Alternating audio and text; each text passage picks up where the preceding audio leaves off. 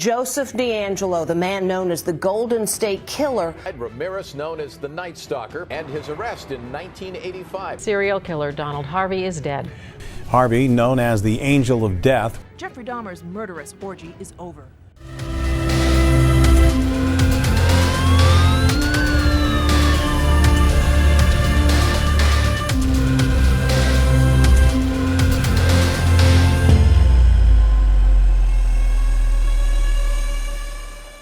Did you know that statistically, there are more serial killers per capita in the United States than in any other country?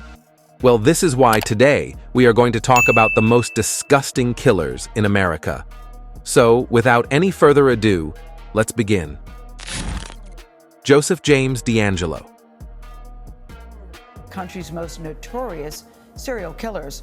Former police officer Joseph James DeAngelo was arrested yesterday, and he is believed to be the so-called Golden State Killer. Born on November 8, 1945, no one ever guessed that Joseph James DeAngelo Jr. would turn into a horrific killer later in his life.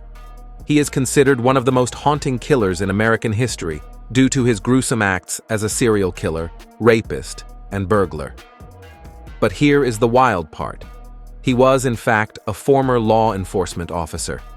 However, something happened that made him change his path from law enforcement to crime itself.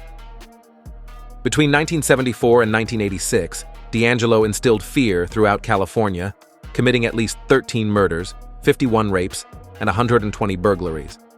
Initially recognized as the Visalia ransacker, DeAngelo spread his fear in the San Joaquin Valley from 1974 to 1976.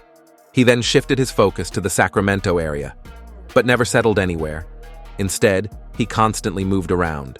DeAngelo's crimes increased, resulting in serial murders in Santa Barbara, Ventura, and Orange counties from 1979 to 1986. During this time, he was referred to as the Night Stalker.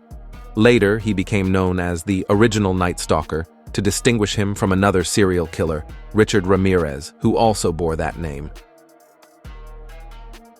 The investigation into DeAngelo's acts spanned decades. No one could really put a finger on him. Multiple suspects were considered and cleared through various means, including DNA evidence and alibis. In 2001, advancements in DNA testing definitively linked the East Area rapist and the original Night Stalker, leading to the creation of the acronym EARONS. This breakthrough prompted the establishment of California's DNA database, strengthening the state's efforts to solve cold cases.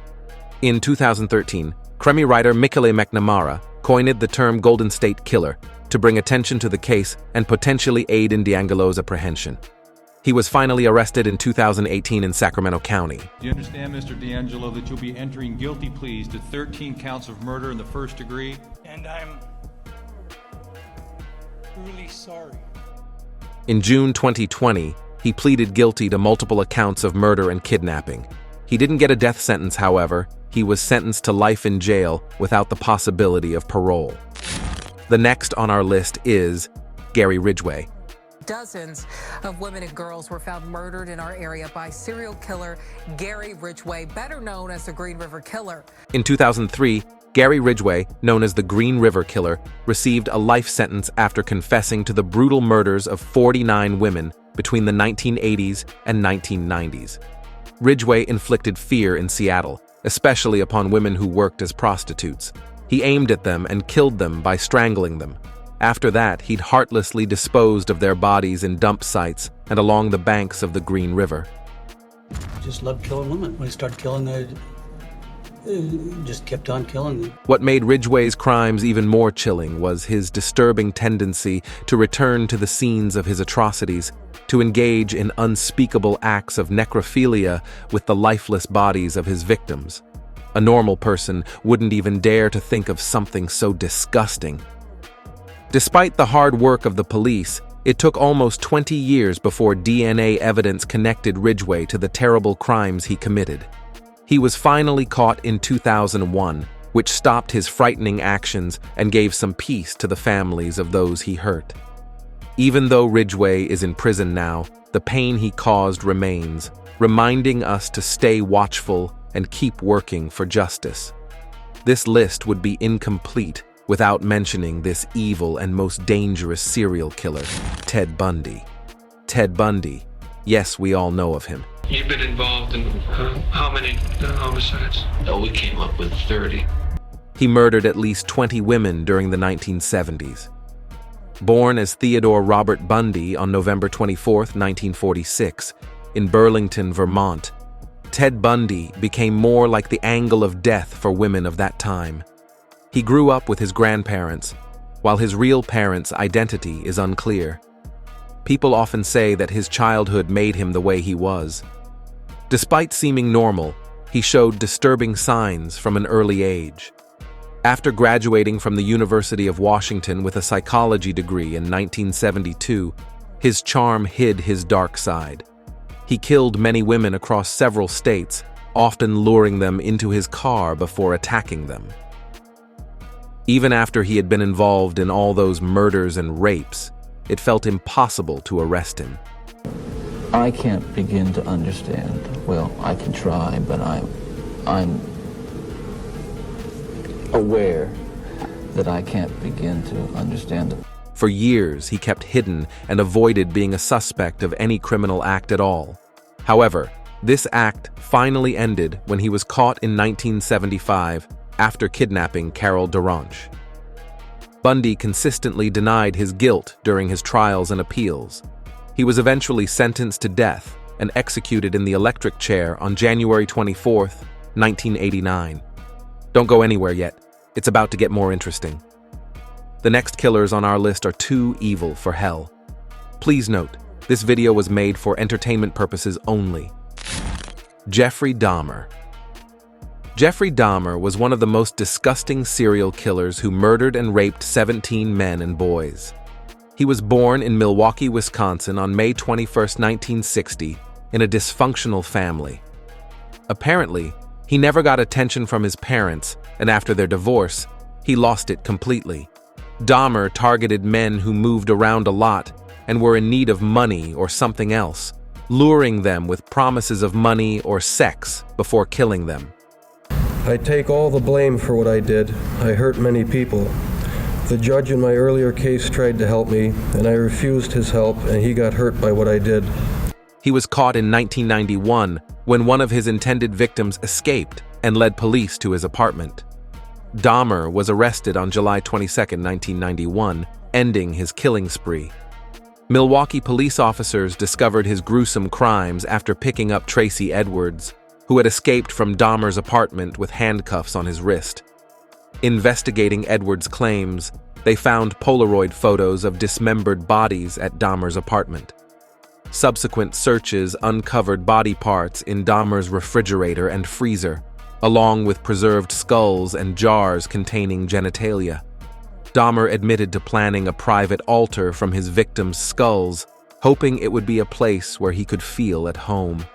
Dahmer was sentenced to life in prison, but was killed by a fellow inmate in 1994. Richard Ramirez. Richard Ramirez, also known as the Night Stalker, was a serial killer and sex offender in California from 1984 to 1985.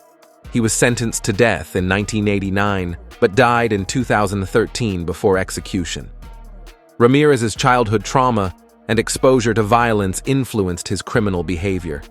He moved to California at 22 and became addicted to cocaine, resorting to burglary to fuel his habit, often leading to violent crimes.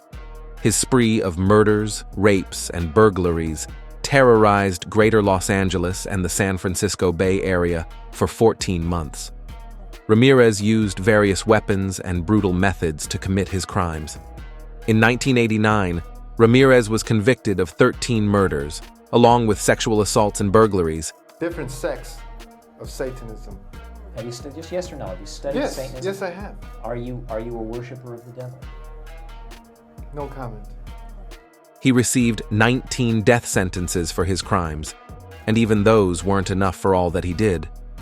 Ramirez died in 2013 from complications of B-cell lymphoma while awaiting execution. But here's the crazy part. He showed no remorse for his actions throughout his life. Albert Fish, Hamilton. Howard, also known as Albert Fish, was an American serial killer who was famous during the early 20th century. Born on May 19, 1870, he became pretty popular, but for all the wrong reasons. Because of his gruesome crimes, including murder, rape, and cannibalism, Fish was known by various sinister aliases such as the Gray Man, the Werewolf of Wisteria, the Brooklyn Vampire, the Moon Maniac, and the Boogeyman. Between July 1924 and June 1928, he committed at least 3 confirmed child murders, though he was suspected in several others. Despite being linked to approximately 10 murders, he confessed to only 3 that authorities could definitively connect to known homicides. Other than that, he admitted to stabbing at least 2 other individuals.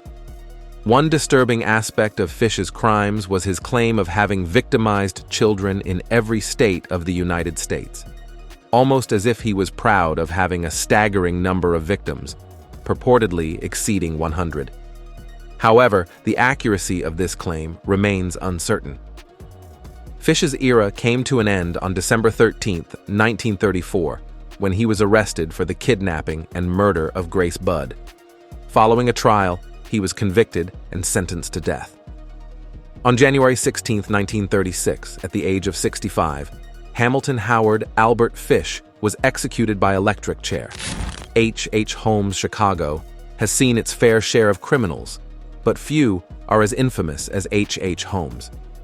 Before the 1893 World's Fair, Holmes arrived in Chicago and began a disturbing project, turning a hotel into what he called a torture castle. With careful planning, Holmes equipped the 3-story hotel with certain features. These included secret passages, trapdoors, dead-end hallways, chutes leading to the basement, and soundproofed rooms. The building became a confusing maze designed to trap his victims. Holmes also installed gas lines throughout the hotel, allowing him to knock out his unsuspecting guests. Once they were incapacitated, he subjected them to terrible horrors, often on makeshift surgical tables. He got rid of the bodies by burning them in the hotel's furnace, and even made money by selling skeletal remains to medical schools. And not just that, he also ran life insurance scams as part of his criminal activities. Despite trying to hide his crimes, Holmes was eventually exposed when another criminal turned him in during a financial dispute. He confessed to over 30 murders. In 1896, he faced the consequences and was hanged for his crimes. Donald Harvey. In 1987, a former nurse's aide who was nicknamed as Angel of Death made headlines. He confessed to killing about 36 hospital patients in Ohio and Kentucky during the 1970s and 80s. As a result, she got multiple life sentences. In 2017, another inmate named James Elliott was charged with beating Harvey to death. And there you have it, guys. The stories of some of America's most disturbing killers. If you found this video interesting, don't forget to give it a thumbs up and subscribe for more content like this. Thanks for watching, and see you on our next video.